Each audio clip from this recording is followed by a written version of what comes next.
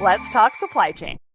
Hello, everyone, and welcome back to Let's Talk Supply Chain. As always, we're going to start off with a question to get you thinking, and we'll let you know the answer at the end of the show. So, precision at speed is critical for supply chain, especially in the current climate. But according to Accenture data, what percentage of companies took a week or more to be alerted to production or supply chain disruptions?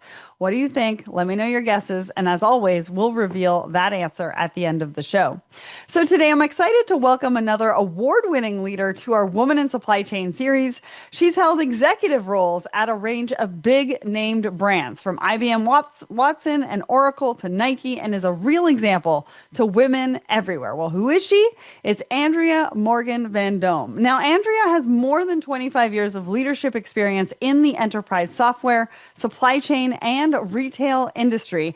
And today, Andrea and I will be talking all about her career journey, the similarities between supply chain and astrophysics, what innovation really means, and why women need to learn how to bloom where they land. But of course, we could not have this series without our sponsor. And the Woman in Supply Chain Forum was created by Marina Mayer and Jason DeSearle to foster real connections, bringing men and women together to network, learn, and build lasting bonds beyond traditional conferences. It's about strengthening pipelines, creating a community of advocates, mentors, and trusted peers.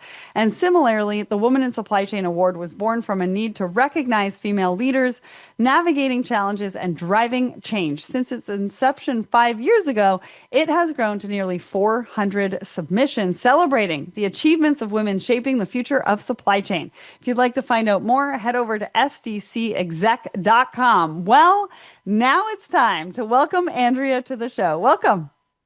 Thanks, Sarah. I'm really excited to be here. Thanks so much. Yes, I'm excited to talk to you. In doing my research for the show, there were so many things I wanted to talk to you about.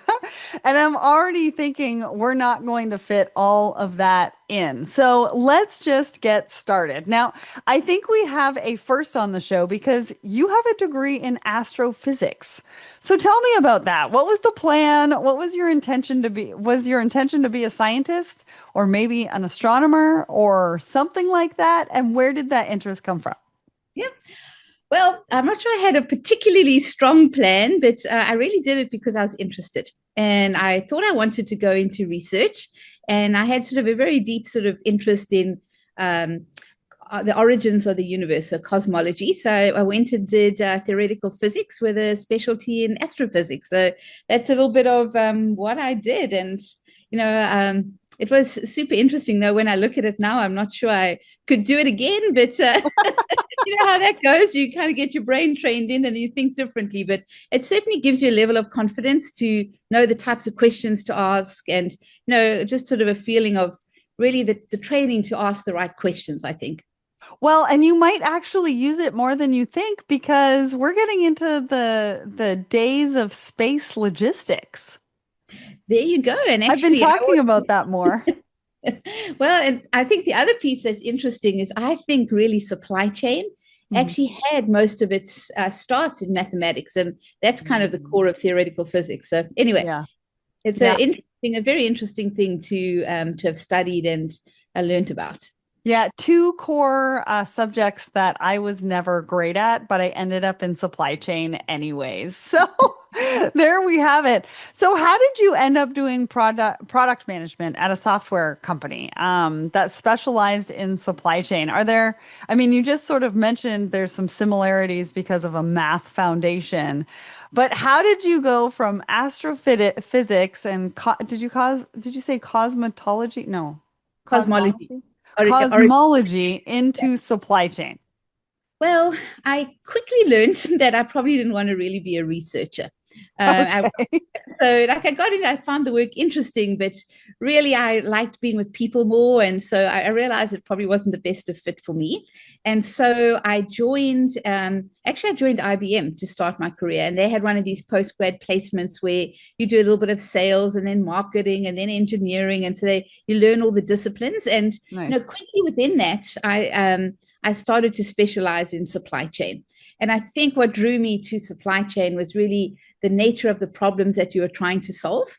And, because I think at the core, a lot of what we're talking about here is supply chain is often sort of an optimization problem, Mhm. really, at the end of the day. And so, and if you look at what's happening out there, a lot of it is looking at how do we manage risk and uncertainty, and so how do you apply sort of math, science, those to those kind of questions. So that's that's really how I never really became a researcher. I quickly went went to IBM, and then went to different software companies along the way, and yeah, ended up where I am.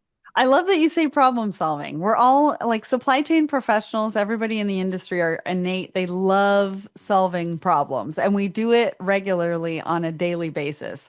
I think that's how we get sucked into this industry, don't you? I think so too, because it's just the need that I think you opened with this, but that real need for speed and precision. I mean, Mhm. that is really what the supply chain is all about, right? So it's a super interesting spot, I think. Well, and so while I was doing some of the research for this episode, I saw that you spent nearly a decade at Oracle. And so I think that was from 2006 to 2015, which I think were quite pivotal years in terms of maybe the explosion of technology in supply chain. I don't know if explosion is the right word, but you know what I mean. What was your experience during that time at such a big brand in the industry? It's interesting because we came into Oracle through the acquisition. I was at a smaller company called Retech, which was Okay. really like a company that specialized in retail and supply chain, like planning, etc. And so I think that I learned so much at Oracle, because I think Oracle really helps you understand how you do things at scale, but being a global Okay. company. But Yeah. if you think about the technology changes that came during those years, one of the big ones is cloud.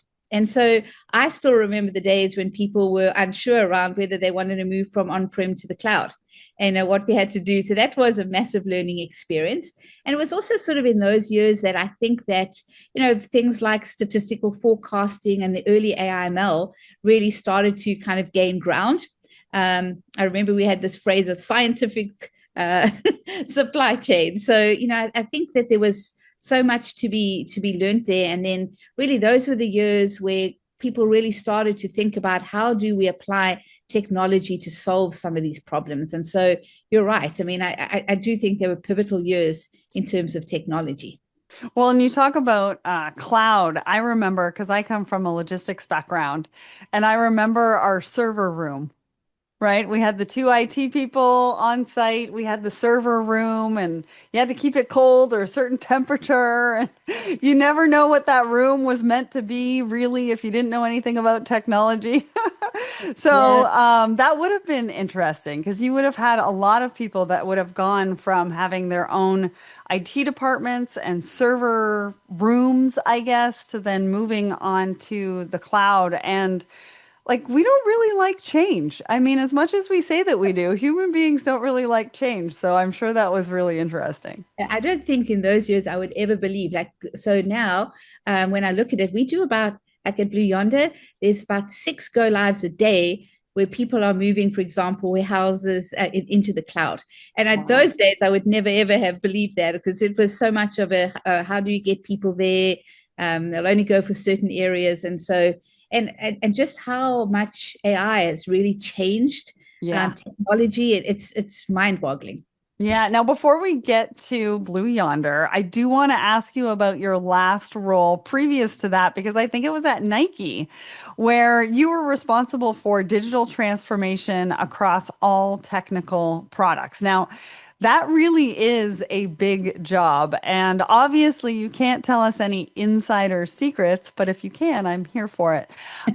But if you can give us an overview of what that looked like, and what we can learn from your experience there. I mean, we're all desperately trying to make digital transformations a success, but like the statistics really say that many projects are still failing. I think it's something like 70%. So I'd love to hear your thoughts, your insights, how you created success within that position. Yeah. So I think the biggest thing was probably putting the concepts of behind product management at Hmm. the center of that digital transformation, which for me is really thinking about, what is the business strategy and vision, and how do you align and use technology to get there? how do you very quickly sort of work out what are the metrics that you want um, to change, and then how do you measure? I'm a firm believer that if you don't measure and iterate, you don't improve. And then really thinking about how do you bring sort of the that whole vision and strategy and vision into something that's executable. Because to me, a lot of times the biggest thing is you have to make actionable progress quickly. Mm-hmm. So the way I actually came into Nike, so I can share this because this is open information, but the way that I came into Nike was they bought a company called Select, which is an AIML supply chain company. And so very quickly what we did within almost the first 6 months, we took a lot of those capabilities. So how do you do assortment optimization, fulfillment optimization, allocation optimization, all of these things that really make a big impact in the supply chain, and got those into production, delivering value fast. And once you have that, that's how you then drive the adoption.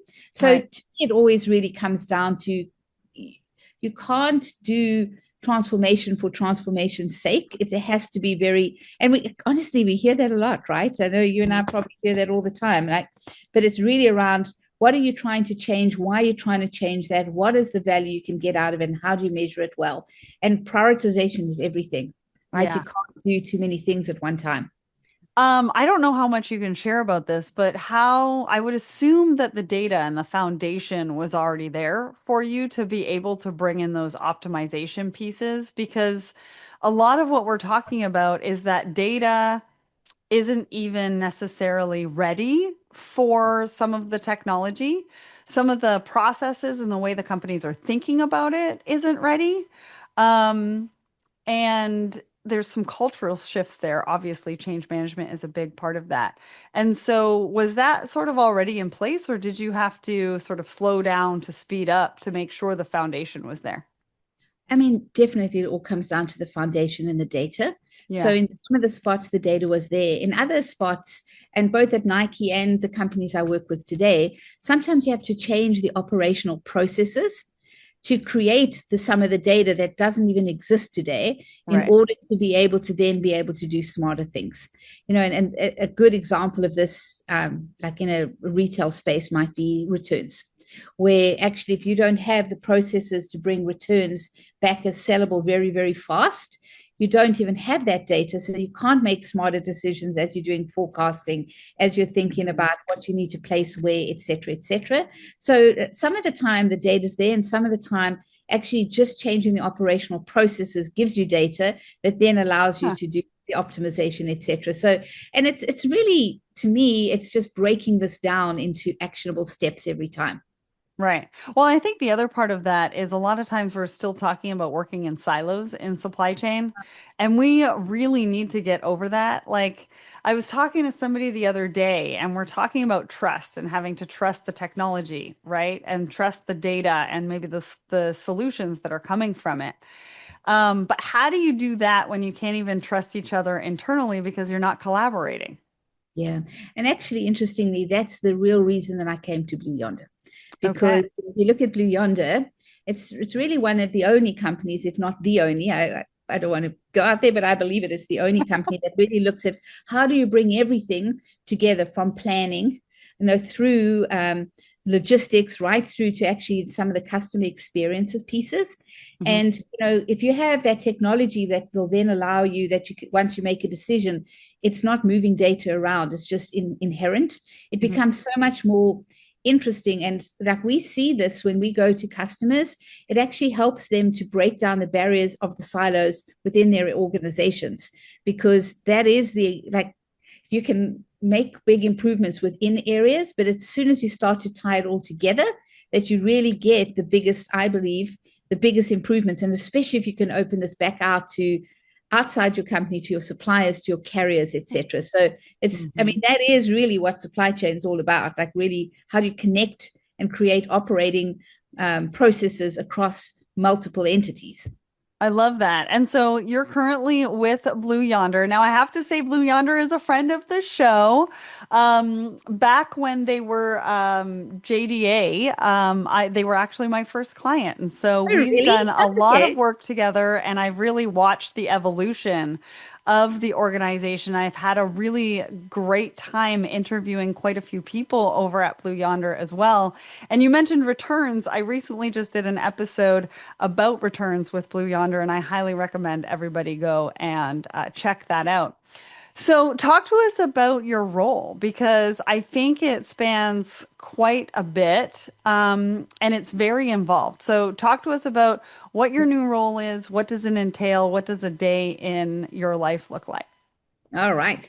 Well, it's definitely morphed. So I joined last year, March, and my official title is the Chief Innovation Officer, which I think means many, many things to many, many people. But really, what it started with was really leading sort of the product strategy and helping drive roadmap direction, what acquisitions we should do, but working really, really closely with our customers because ultimately that's the only way to do it. If you're not in the thick of it, really understanding what people are trying to do, how do you do that role?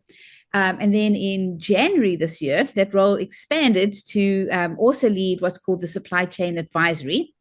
And in that role, basically, I do what I'd shared before. So really looking at the technology side, but then we really pull together all of our deepest subject matter experts and domain experts into an advisory group. So now we focus on both technology and then how do we drive adoption and the value that it's going to bring. And part of that, which I'm super excited about, you can hear the same theme through everything, is the AI advisory. And in this, with that team, what we're able to do is to say not only how do we bring AI and agents into the newer solutions, but how do we actually bring them to, we have 3,000 plus customers. So many of them may not be on the latest solutions yet.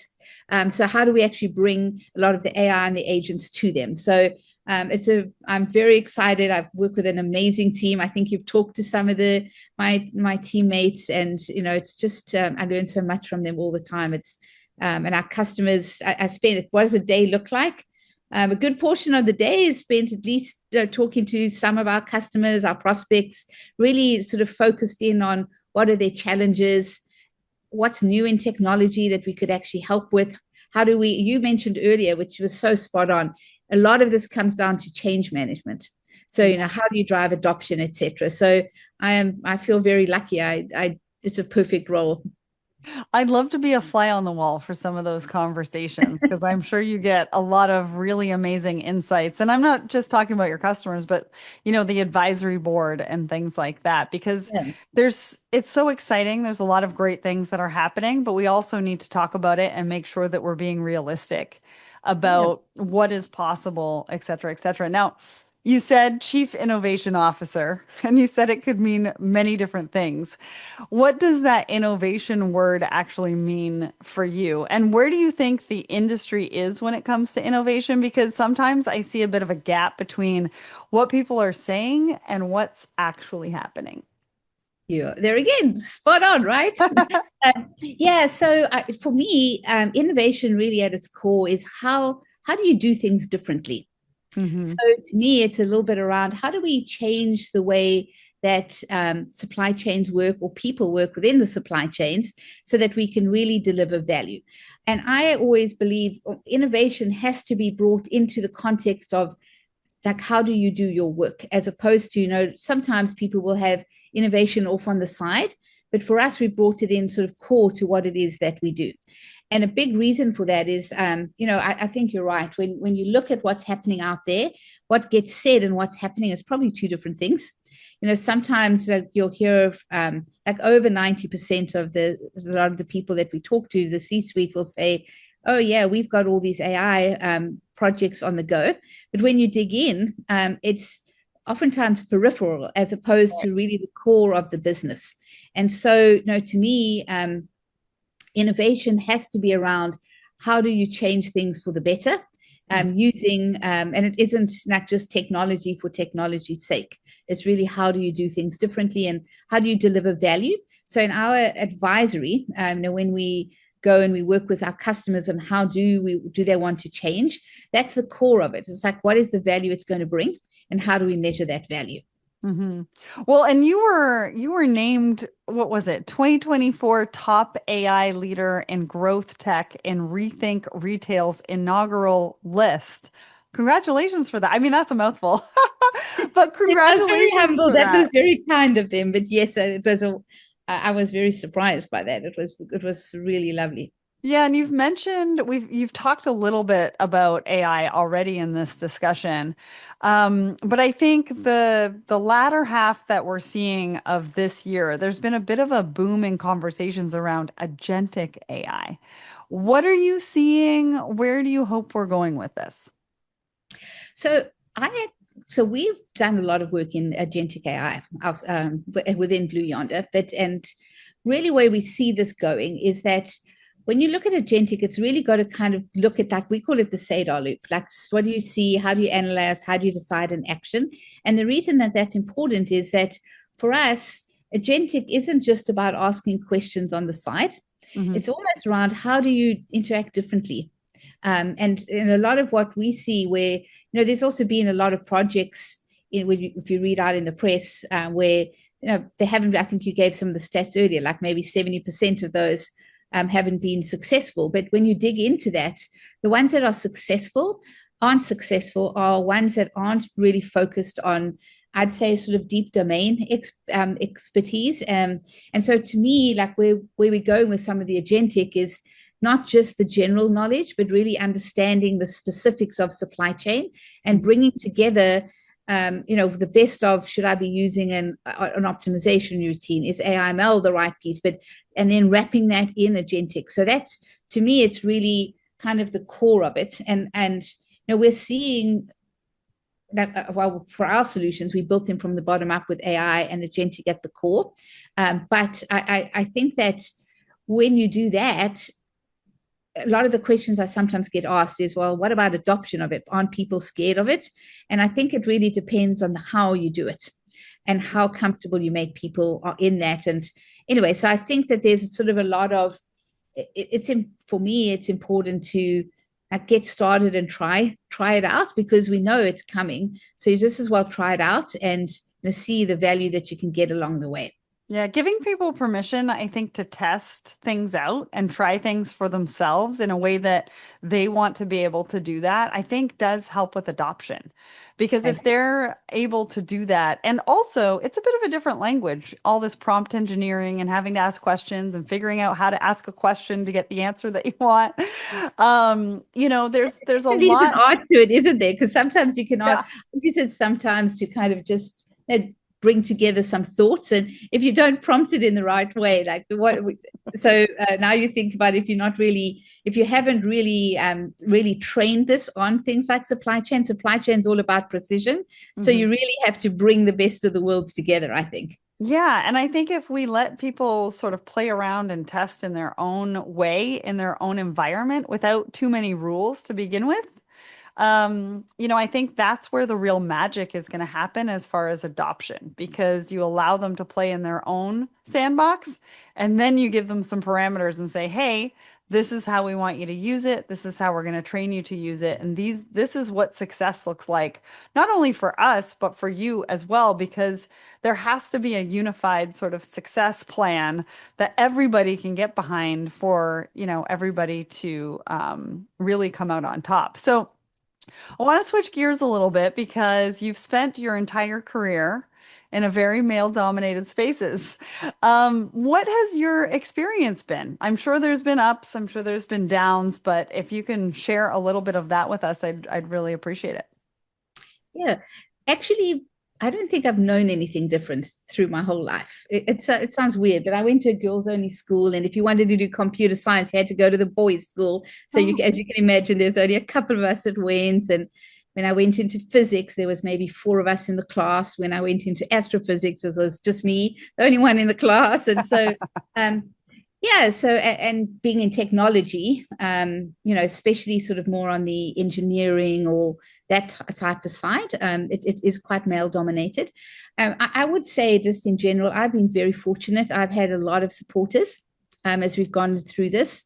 I I feel like, just in general, sometimes as a woman in some of these areas, It takes a lot of confidence to try and get there, because your at least my natural inclination sometimes is to be, well, I'm not really sure, but yes, you are, because you just, you know what I mean, you've had the experience. I think there's a little bit of that, and sometimes I always felt I had to work really harder in order to really make and get there. But sometimes I'm guessing that's in your head. But a lot of the people, because I spend a lot of time mentoring and sponsoring other women, and I think those are sort of some general themes. And I really believe that you just got to be there and lift everyone up around you. Yeah, well, I wanted to ask you about that because that has been a bit of a theme when we talk about the Woman in Supply Chain series. Do you think that a rising tide lift all boats? I mean, as women working hard, pushing through some of those obstacles that you talked about, we're often focused on individual achievement. I guess the other question is, how can we inspire collective growth and empowerment? Like, how do we work together? Because sometimes I feel like we are a little bit in competition. Yeah, honestly, I think the same. And I feel like truly, I believe that rising tide lifts all boats. And I think that we really have to celebrate other successes. It's not, there's only one woman's going to succeed and that's it. So I think we really got to celebrate. And I feel like just being there for each other. Sometimes just trying to, you might have things that you have to work through, and it's nice to have a little bit of a network. I'd say I've always had good support from my male colleagues, and I think that's always like an important part too. And the more that, especially as you get on in your career a little bit, I feel like you owe it to pay it back, to spend the time doing some mentoring, sponsorship, and just helping others along the way. Because we've all, you learn things in your career as you go along, and I think it's really, really important. And I think sometimes women are harshest on other women, which is a very sad thing. Yeah, well, we're also harshest on ourselves. You talked about celebrating others, which I completely agree with you. It's actually one of the biggest challenges we have with this series is that women don't share it for themselves. And then their community doesn't, support them and share it alongside them. And so I think there's a double-edged sword there in the fact that we don't necessarily celebrate ourselves because we think it's Very bragging. true. It's very hard to do, right? Yeah. If anything, you always I know myself, would underplay it and make it someone else's achievement, which is good as well. But yeah, it's very true. Yeah, and I think it starts with ourselves, right? Once we get a little bit more comfortable in celebrating ourselves and celebrating our wins and putting that out there, then I think we can get more comfortable in celebrating other women and their accomplishments and what that looks like. And so, yeah, I'm with you. I think rising tide lifts all boats, but I'd like to see a little bit more of it Yeah. from the community. And I think it really starts with, I mean, we talked about focusing on individual achievement. And I think it starts there. I don't think that we should have our blinders on and be completely in it just for ourselves. But I think it starts with ourselves and celebrating that and getting used to that before we can even lend that to anybody else. I think it's Now, really good advice. yeah, so when I was researching for this particular episode, you say that you want to encourage other women to bloom where they land, even when the circumstances aren't ideal. And I really love that. I mean, we often talk about our journeys and say, if I could just get the promotion, if I could just land the new job, then I'll be okay. But that's not necessarily the best approach, right? The grass isn't always greener. There's always more to come out of life and the human experience. So, talk to me about blooming where you land and how women can really embrace that mindset. Yeah. The reason I say that is I believe that it isn't always about the destination, but the journey to get to where you want to be. Because do Mhm. you even know where you want to be? So, and from my own experience, what I've found is that, sometimes you'll be put in roles that you don't really want. And there's one you could just sort of sit there and do a little bit, or you can moan about it. But, if you really dig in and try hard, there's always something to learn in that environment. And if you do this in a way where you're truly taking it on as a challenge and you can actually deliver value, it just keeps building the brand. So I believe it's really important to, you're not always going to land like in the spot that you want to be immediately. Um, and so as you move along, it's like, well, take the opportunities and learn from them and do really well in that one, and then kind of keep moving on from that. So I'm a very, very strong believer in that. Yeah, I would agree with you. I always say, find out what you're good at, what you're not good at, and what you like to do and what you don't like to do. And the only way to do that is to try different things. Right, different. And it's not always, sometimes it's about zigzag, right? So you're good at one thing, you use the base of what you're good at to move to something else, and then you might go up from that point. So it's a little bit of a zigzag along the way, learning different skills. And I think they always do you well in life. Yeah, absolutely. And I think that it's just another way of resetting sort of that mindset. When you're in that, I don't like doing this, I'm in the wrong job. How do we change the perspective on that? And how do we move it into a bit more positive? What can we learn from it? What can this experience give me? Mhm. And what can I do about it in this moment to help my future self out, right? Because you 100%. all have, we all have choices, and we have choices in everything that we do. And there's ways to be able to move through it to get to the other side to what is potentially ours.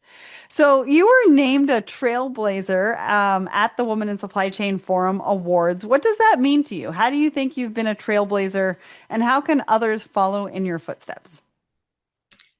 Well, I think part of the idea around trailblazing is a little bit of the trying new things and actually really being able to bring some of that to life a little bit. So, for example, in the spaces of like maybe AI and agentic, I know those are some of the things that I really brought to life. But I feel like to be a real trailblazer, you have to bring people along with you and lift other people up around you. So to me, part of it is actually around, what how do you bring new ideas to life? How do you actually deliver value through those new ideas? But then how do you actually make sure that there's a path that other, because when you're trailblazing, you're creating a path, but there's a path that others come along. So that's how I sort of think about it a little bit. I love that. I love that. The path that others can take along, almost like alongside you, but also the path that you're clearing for everybody else that comes up behind Yeah, you. and as everyone's doing that, the path gets wider and wider. That's how I see it. Like there's all together, you're doing a little path. It's not a small little path. It's together. There's a much broader path that everyone can take. Yeah. Very, And so for anybody who doesn't think that they're doing enough, just one small thing every single day, right? this is so true. Yeah. Yeah, yeah, yeah. So my last question for you, and I don't want to wind this down. I think it's been a great conversation. What does the future hold for you? I am just really very, very excited around where right now around where supply chain can go, especially with AI and agents. So I think that there's a lot of exciting work to work alongside our customers on that. I think that's really very exciting. But the other part of the future for me is how do I really like pay back and really bring others along, mentor them, and sponsor them? Because I feel like that's what we all need to do for each other. And the more people that we can bring up and learn from and give some of our advice to, the better off everyone's going to be. Yeah, and we had the privilege of hearing that from you today, and for you sharing your story with us today. And I really, really appreciate that. I mean, I think we could have kept talking for a couple of hours, but I've really enjoyed hearing about, your impressive career, your commitment to innovation. I mean, you found something that you were passionate about and that you love to do, and you really went all in on it, right? You committed to that throughout your career journey. And I obviously see the passion for women raising each other up as well. And so it's been really inspirational. And I know listeners are going to take a lot from our conversation today. Now, I do have to get to today's big question. So at the top of the show, I asked you, according to Accenture data, what percentage of companies took a week or more to be alerted to production or supply chain disruptions? Well, it was a huge 57%. And the average time to full recovery from supply chain disruptions was 3 months. Woo! A lot can happen in 3 months. So, if that doesn't reinforce the importance of innovation right now, I'm not sure what does. Remember to subscribe, rate, and review the show. Check out more content from the best and brightest over on letstalksupplychain.com. We've got incredible guests, innovative strategies, and transformative solutions you cannot afford to miss. Andrea, thanks so much for coming on the show. Thanks, Sarah. It's been great talking to you. Really appreciate it. And I Yeah. look forward to getting your book. Yes, thank you so much. I can't wait to hear your feedback on that. We've been getting some really great feedback. Well, that's it for me right now. Sarah Barnes Humphrey of Let's Talk Supply Chain.